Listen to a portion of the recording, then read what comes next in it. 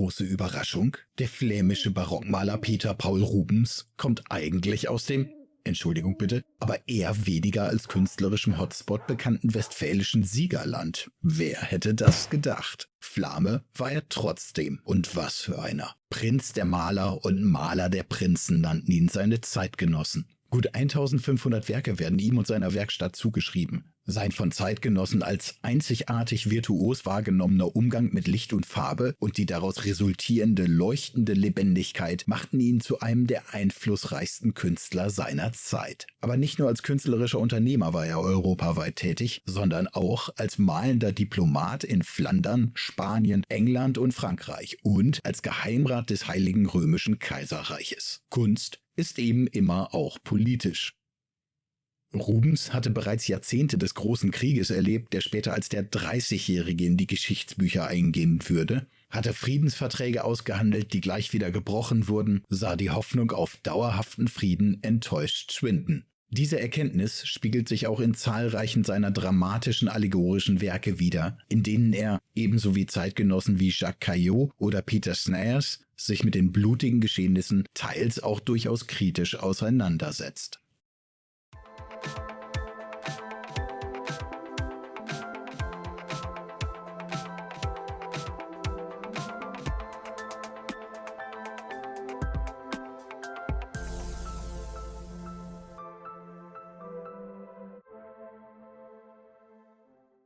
Peter Paul Rubens wird am 28. Juni 1577 in Siegen im Heiligen Römischen Reich geboren. Seine eigentlich flämische Familie kehrt, als er 10 Jahre alt ist, ins heimische Antwerpen, damals in den spanischen Niederlanden, zurück. Rubens erhält dort eine klassische Ausbildung als Maler und beginnt, wie damals üblich, seine eigene künstlerische Laufbahn in der Werkstatt eines erfahrenen Meisters. Ab 1600 reist der junge Rubens mehrere Jahre durch Italien, wo er sich intensiv mit der Kunst der Renaissance auseinandersetzt. Er ist tief beeindruckt von den Werken Veroneses, Tizians, Caravaggios und Raffaels. Diese Einflüsse prägen seine künstlerischen Vorstellungen und seinen Stil nachhaltig. Er übernimmt die dramatischen Gesten und Bewegungen der Figuren, die leuchtenden Farben und kraftvollen, dynamischen Kompositionen. Vom dortigen Herzog als Hofmaler nach Mantua geholt, schafft er für die Kapelle der Eleonora de Medici mit dem Motiv der Kreuzabnahme sein erstes Hauptwerk. Kurz danach entstehen auch in Rom verschiedene Werke. Nach seiner Rückkehr nach Antwerpen im Jahr 1608 erhält Rubens auch dank seiner künstlerischen Erfolge in Italien und Spanien schnell auch zahlreiche lukrative private und öffentliche Aufträge, wird schließlich auch zum Hofmaler der Erzherzöge Albrecht und Isabella ernannt. Seine eigene Werkstatt wächst schnell zu einem der wichtigsten Zentren der europäischen Malerei heran. Rubens hat einen steten Strom an Schülern, die für ihn die grobe Malarbeit der auf seinen genauen Entwürfen basierenden monumentalen Werke erledigen, an die der Meister selbst überarbeitend lediglich letzte Hand anlegt. Es war der einzige Weg, wie Rubens der großen Nachfrage nach seinen Werken aus ganz Europa nachkommen konnte. So entstehen zahlreiche der bedeutendsten barocken Altarbilder wie 1610 die Kreuzaufrichtung und 1611 die Kreuzabnahme, beide in der Antwerpener Liebfrauenkirche. Auch mythologische und historische Sujets sind immer wieder Themen, ebenso aber auch die verschiedenen Mitglieder seiner eigenen Familie. Es ist eine weitere Medici, Maria, die ihn 1622 nach Paris ruft, um dort das Palais du Luxembourg mit Szenen aus ihrem eigenen Leben auszuschmücken. Rubens fertigt intensiv Skizzen an, es dauert bis 1625, ehe die letzten Arbeiten abgeschlossen sind.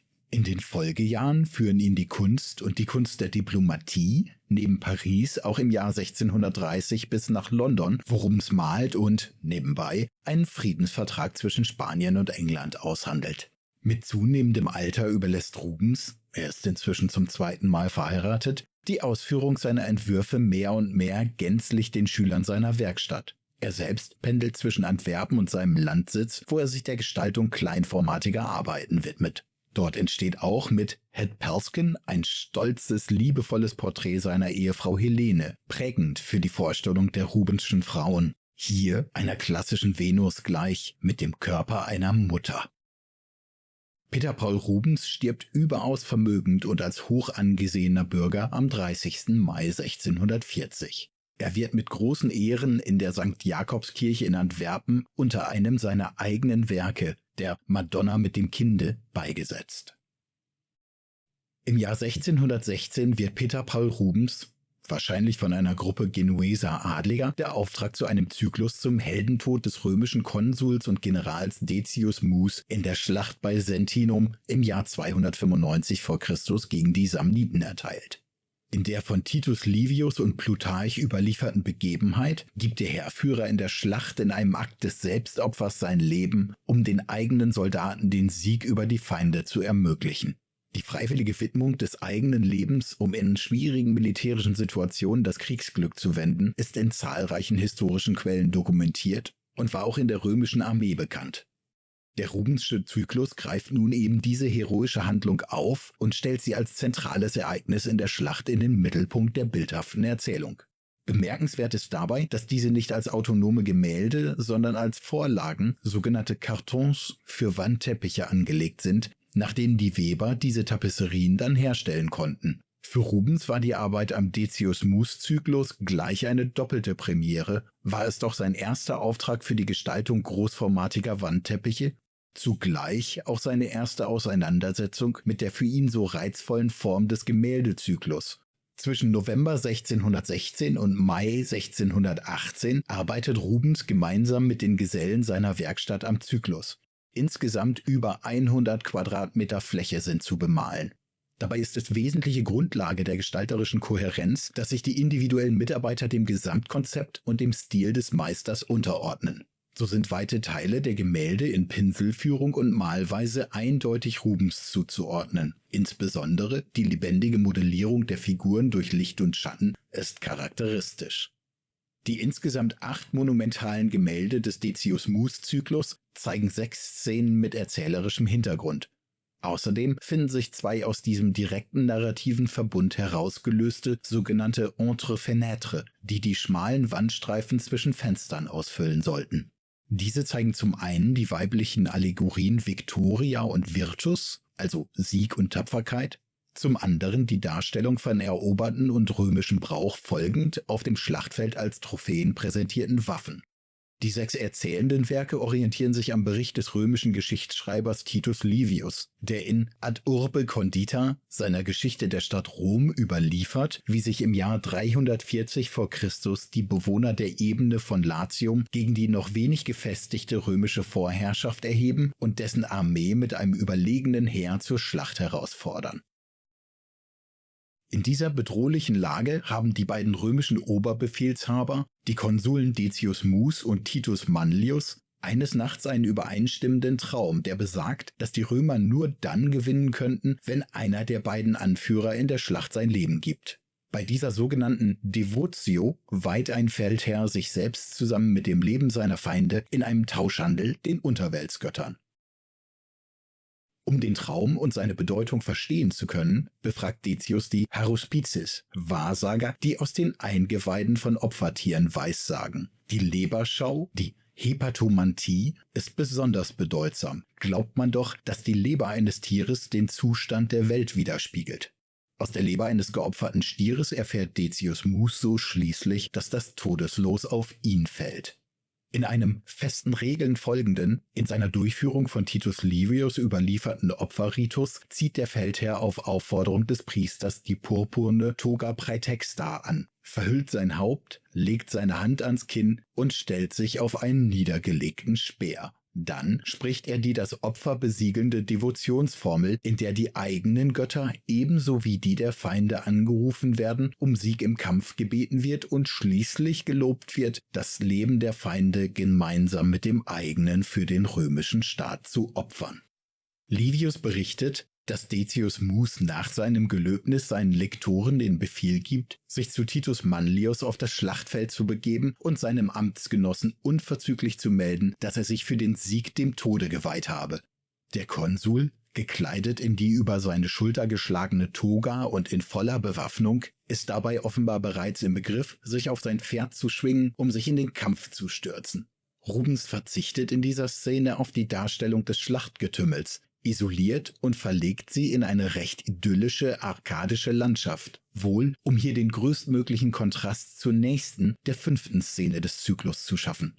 Die sich anschließende Darstellung von Decius Mus' Tod, eine genauere Betrachtung folgt nach dem Überblick über die 6 narrativen Werke des Zyklus, bietet zunächst einmal den Eindruck von beinahe undurchdringlichem Chaos. Rubens legt in den Hintergrund des Hauptmotivs des von der feindlichen Lanze getroffenen, den Blick gen Himmel gewandten Decius Mus den schon flächenhaften Eindruck von ineinander verkeilten Pferdekörpern, kämpfenden Reitern und gefallenen Soldaten. Unter dem vom Himmel herunterstrahlenden Licht tritt der sterbende Konsul in den Vordergrund. Das in den Details durchaus grausame letzte Bild des Zyklus zeigt schließlich die Pompa Funebris, den Trauerzug des Decius Mus. Die Szene, auf den ersten Blick beinahe so unübersichtlich und chaotisch wie die vorangegangene Schlachtszene, ist angefüllt mit römischen Soldaten, ihren Feldinsignien und besiegten Feinden, Frauen mit Kindern und ihre gefesselten und auf die Knie gezwungenen Männer, deren als Trophäen arrangierte Waffen, die in römischer Tradition als Grabbeigaben des gefallenen Helden fungieren werden. Erst auf den zweiten Blick bemerkt man in der Folge zwischen den mannigfaltigen Unterszenen und Objekten den aufgebahrten Leichnam des Decius Mus, der friedlich und blass im Zentrum der Szene ruht, umgeben von den trauernden Weggefährten, die hier die Exequies, die letzten Riten und Ehrungen des Toten vollziehen. Inmitten der in ihrer Dynamik auch dem Ereignis angemessenen düsteren Szene und den innerlich und äußerlich bewegten Figuren wirkt der tote, beinahe wie friedlich schlafend präsentierte Feldherr wie ein Ruhepol. Der Trauerzug spiegelt in dieser Grundanlage im Wesentlichen wie ein dunkleres Echo die Komposition der Todesszene wider. Rubens verbindet in seinem Gemälde den Wendepunkt der Schlacht zwischen Römern und Latinern zusammen mit dem Opfertod des Decius Mus in einer mit 288 x 497 cm monumentalen Komposition. Die Leinwand besteht aus insgesamt 7 senkrecht vernähten Stoffbahnen. Die szenische Gestaltung aller Werke des Zyklus hält sich weitgehend an den ihnen zugrunde liegenden Text von Livius. Jedoch entschließt sich Rubens hier zu einer narrativ komprimierenden Veränderung. Das Gemälde führt verschiedene, eigentlich aufeinanderfolgende Handlungsstränge zusammen, um zu zeigen, dass die Römer mit einer Niederlage rechnen mussten, bis ihnen das Opfer des Konsuls einen glänzenden Sieg bescherte. Während Livius in seinem Bericht beschreibt, dass Decius Mus von unzähligen Pfeilen durchbohrt nach hartem und durchaus langem Kampf stirbt und erst in der Folge das Schlachtenglück gewendet werden kann, trifft ihn in Rubens Darstellung ein gezielter, von oben diagonal mit dem Lichteinfall geführter Speerstoß tödlich und er sinkt unter der Wucht des Angriffs von seinem sich aufbäumenden Pferd. Zugleich rücken im dunklen Hintergrund, einem verwirrenden Durcheinander aus ineinander verkeilten Körpern kämpfender und gefallener Soldaten, die angreifenden Römer bereits von links vor, gegen die unter der Wucht des Angriffs panisch die Flucht ergreifenden Latiner in der rechten Bildhälfte. Rubens komprimiert narrativ die Ereignisse, um so den Tod des Helden gestalterisch in einen bildwürdigen Moment verdichten zu können. Eingerahmt von den Leibern zweier dunkler latinischer Pferde, eines stürzend, das andere angstvoll mit den Hufen nach hinten auskeilend, erhebt sich der mächtige Schimmel des Konsuls eindrucksvoll auf die Hinterbeine, überragt in diesem letzten Aufbäumen alle anderen Figuren in der Schlachtenszene. In dieser dominanten Haltung des Tieres, einem letzten, kraftvollen, dem tugendhaften Opfer des Reiters würdigen Akt des Widerstandes gegen den Feind, erreicht der Kampf seinen Höhepunkt, seinen Wendepunkt. Rubens erschafft so unter dem göttlichen, von oben herabscheinenden Licht auf der Linie der Mittelsenkrechten eine Progression von Kämpfen, Sterben und Tod. Während die oberen Figuren sich noch in voller Dynamik ihrem kriegerischen Handwerk widmen, gleitet darunter, eingerahmt von den sterbenden Pferden, der von der feindlichen Lanze tödlich getroffene Decius Mus von seinem sich aufbäumenden Ross. Am unteren Bildrand schließlich findet sich, einem Sockel gleich, der die skulptural anmutende Hauptgruppe trägt, die Figurengruppe der Gefallenen, auf die die Bewegung des sterbenden Decius Mus ausgerichtet ist. Dessen Gesicht ist, inmitten des Kämpfens und Sterbens mit verklärt wirkendem Blick der Quelle des göttlichen Lichtes entgegen zum sich über ihm öffnenden Himmel gewandt. In einem früheren Entwurf des Werkes findet sich noch eine deutlich explizitere Darstellung. Hier steigt sogar eine engelsgleiche Figur zum sterbenden Konsul hinunter, einen Palmzweig als christliches Symbol der Endlichkeit allen irdischen Leids und den klassischen Lorbeerkranz des Siegers in den Händen. Zugunsten einer subtileren Darstellung und figürlich-kompositorischen Konzentration verzichtet Rubens in der Endfassung allerdings auf diese Figur. Dennoch, der Held, der sich mutig dem Willen der himmlischen Mächte unterwirft, begegnet dem eigenen Opfertod offenen Auges, statt einen Schmerzensschrei äußernd, einen letzten Atemzug nehmend, innerlich beherrscht im Vertrauen darauf, dass mit der Erfüllung des auf den Orakelspruch geleisteten Eides die Götter ihr Versprechen halten werden. Diese Darstellungsweise erinnert dabei nicht zufällig an die verschiedener christlicher Märtyrer. Rubens selbst nutzt sie sogar beinahe gleichzeitig zur Entstehung des Zyklus für seine Darstellung des heiligen Sebastian. Das Selbstopfer des Decius Mus galt bereits in Augustinus' Schrift De Civitate Diae, also über den Gottesstaat, aus dem 5. Jahrhundert als Vorbild christlich tugendhafter Opferbereitschaft. Was mutige Römer für ihr weltliches Reich vollbrachten, das tun Christenmenschen mit größerem Willen und größerer Freude für ihr himmlisches Reich, so der Kirchenvater. Die verblüffende Ähnlichkeit des Decius zur als Büste des sterbenden Alexander betitelten, seit dem 15. Jahrhundert in Florenz aufbewahrten römischen Kopie eines hellenistischen Originals ist dabei ebenso wenig überraschend, war sie doch Rubens sehr wohl bekannt. Er hatte sie sogar wiederholt skizziert. Alexander galt, obgleich natürlich selbst kein Christ, gemeinhin als Vorbild für christliche Selbstdisziplin. Rubens nimmt also erkennbar Eindrücke und Kenntnisse in sein Werk auf, die er während seiner Reisen in Italien hat sammeln können. Ein weiterer erkennbarer, sehr konkreter Einfluss ist Leonardo da Vincis Darstellung der Schlacht von Anghiari, die Rubens zwar schon nicht mehr im Originalzustand studieren konnte, es ging bereits kurz nach seiner Fertigstellung verloren, von dem aber noch weite Teile der Entwürfe sowie verschiedene Kopien existierten. Rubens übernimmt erkennbar aus dem Vorbild das Prinzip, die entscheidenden Momente des Kampfes durch die beteiligten Pferde, die sich deutlich über das sie umgebende Gemetzel erheben, zu betonen. Mit ihrer Hilfe wird das kompositorische Zentrum, in dem sich im Kreuzungspunkt der Bilddiagonalen das Gesicht des sterbenden Decius Mus findet, eingerahmt. Die so aus der Gesamtheit der Figuren entstehende Dreiecksform schließt dabei zugleich in mehreren konzentrischen Kreisformen, teils suggeriert durch konkrete Formen, teils durch gezielten Einsatz von Licht und Schatten, den Kopf des Stürzenden ein, schafft so hier kontrastierend ein Auge des Sturms inmitten der den Sterbenden umgebenden chaotischen Unruhe, Bewegung und Dynamik, die das Werk in seiner Gesamtwirkung sonst so sehr prägen.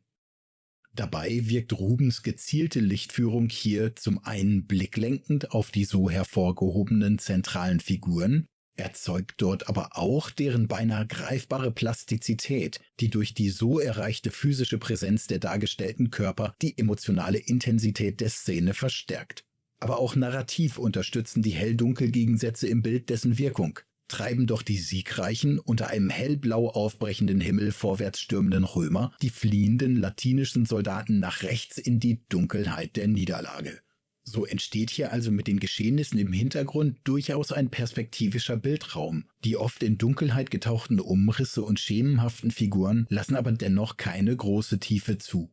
Es wird deutlich, dass Rubens so, aber auch durch die präzise Darstellung der Figuren, Rüstungen, Waffen und Bewegungen der Tiere im Vordergrund die Aufmerksamkeit auf den Moment des Todes des Decius Mus konzentrieren möchte. Lebendige Rot- und Blautöne, Gold- und Silberglänzende Akzente, helles Licht und kräftige Schatten dominieren das Bild. Der Kontrast aus hell und dunkel, aus kräftigen, leuchtenden Farben und getrübten Erdtönen verstärkt die Dramatik der Szene weiter. Rubens wird zu dieser grundsätzlichen Bildanlage auch nach dem Decius-Mus-Zyklus wiederholt zurückkehren und diese mehrfach wiederverwenden. So zum Beispiel in verschiedenen in seiner Werkstatt entstandenen Motiven der Löwenjagd. Wer viel produzieren will, muss eben rationalisieren.